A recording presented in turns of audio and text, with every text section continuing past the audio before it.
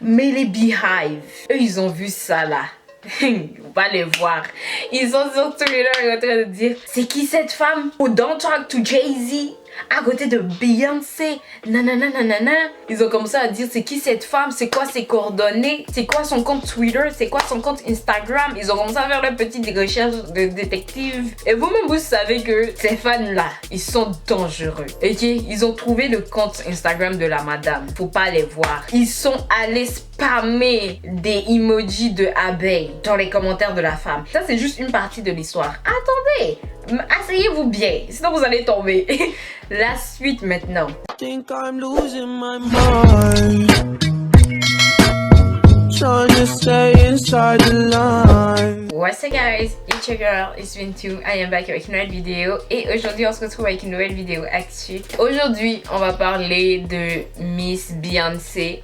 On va parler de ses fans. Déjà, je vois les gens arriver, je vois les dislikes arriver. But listen, qu'est-ce qu'il doit se dire, va se dire aujourd'hui. Bref, pourquoi aujourd'hui est-ce que je me sens d'une humeur à vouloir arrêter ma vie en parlant de Miss Beyoncé? Ben, en fait, c'est parce que la semaine passée, il s'est passé quelque chose avec Beyoncé en fait. La semaine passée, Beyoncé était à un match de basket. Elle a été invitée par la femme du gars qui procède l'une des équipes qui jouait ce jour-là. En fait, la femme qui a invité Beyoncé était assise à côté d'elle. Et pendant le match, en fait, cette femme en question, elle parlait à Jay-Z. Et Beyoncé était assise au milieu. Et arrivé à un moment, genre, on sait pas trop pourquoi. Tu sais, Beyoncé, elle souriait et tout. Puis genre, arrivé à un moment, elle a arrêté de sourire. En tout cas, elle a arrêté de sourire comme si elle était super agacée. C'est à la fin de la vidéo que je vais vous montrer plus précisément. Tu la vois, en fait, genre, littéralement se bouger. Genre, tu vois son épaule taper l'épaule de la femme qui est à côté d'elle.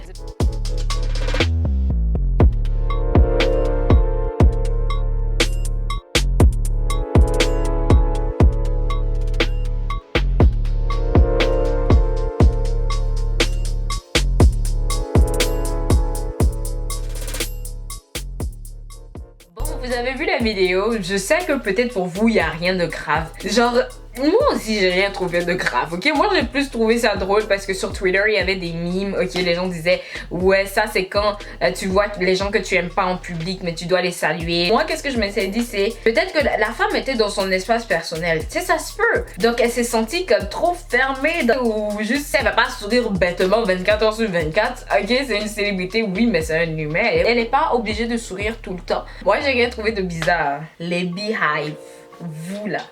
Ok, c'est pas tous les Beehive. Je vais essayer de ne pas faire la langue de vipère aujourd'hui. Mais les Beehive, eux, ils ont vu ça là. On va les voir. Ils sont sur Twitter en train de dire c'est qui cette femme? Who don't talk to Jay-Z? À côté de Beyoncé, nanana nanana. Ils ont commencé à dire c'est qui cette femme, c'est quoi ses coordonnées, c'est quoi son compte Twitter, c'est quoi son compte Instagram. Ils ont commencé à faire leur petite recherche de détective. Et vous-même vous savez que ces fans-là, ils sont dangereux. Ok, ils ont trouvé le compte Instagram de la madame. Faut pas les voir. Ils sont allés spammer des emojis de abeilles dans les commentaires de la femme. Ça c'est juste une partie de l'histoire. Attendez, asseyez-vous bien, sinon vous allez tomber.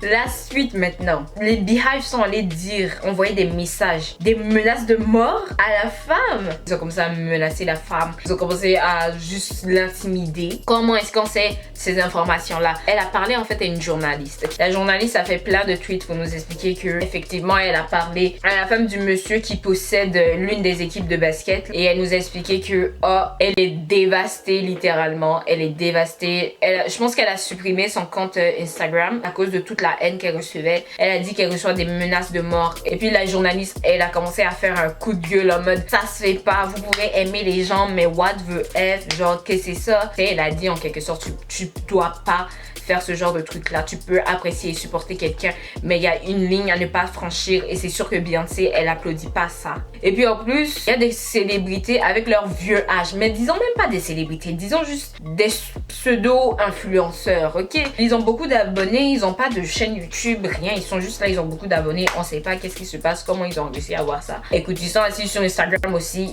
ils postent des photos en mode don't touch Queen Bee husband, ok? Touche pas le mec du Queen Bee, nous on est là, on va t'attaquer, nanana. Genre tu fais quoi avec ton vieil âge? Même moi j'ai même pas 20 ans là, je vais faire des choses comme ça.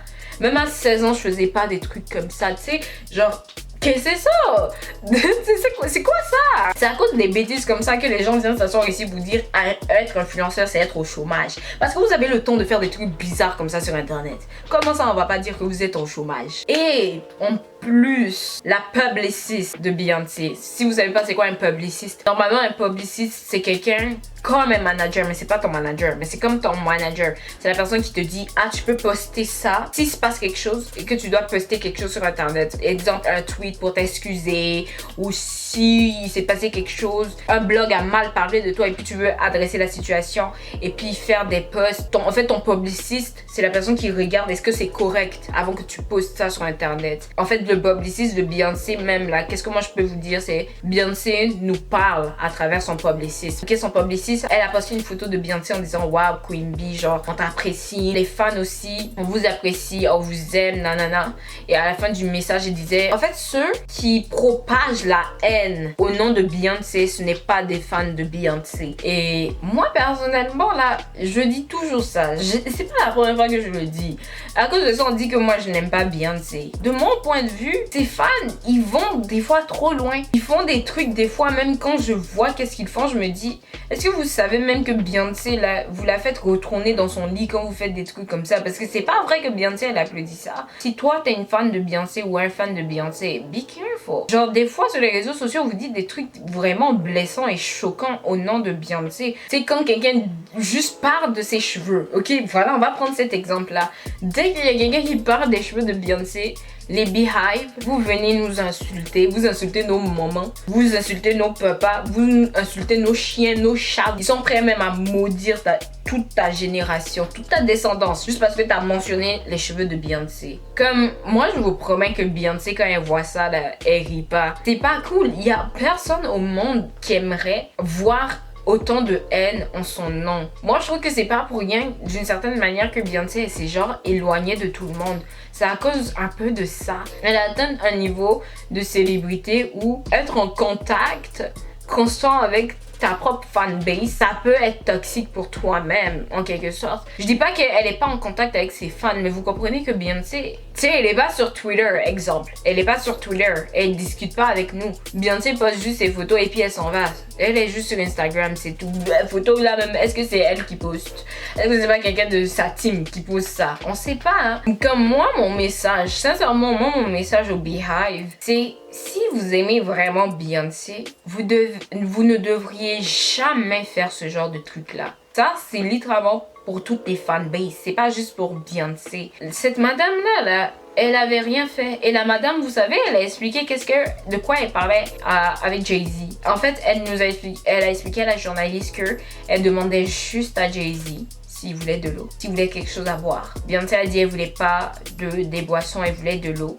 Et Jay-Z, il a dit qu'il voulait boire quelque chose. C'est tout. C'était ça la conversation là. Ce moment précis, c'était ça la conversation. Et puis regardez comment vous êtes allé littéralement embarrasser Beyoncé. Non mais littéralement, moi je le vois comme ça. Tes propres fans sont allés l'embarrasser. Je trouve juste que c'est un événement qui n'aurait jamais dû arriver. Et je pense qu'on est tous d'accord avec ça. Tu sais, il y a beaucoup de gens aussi qui ont critiqué Beyoncé parce qu'elle n'est pas venue parler de ça. Avant, je la reprochais ça aussi beaucoup.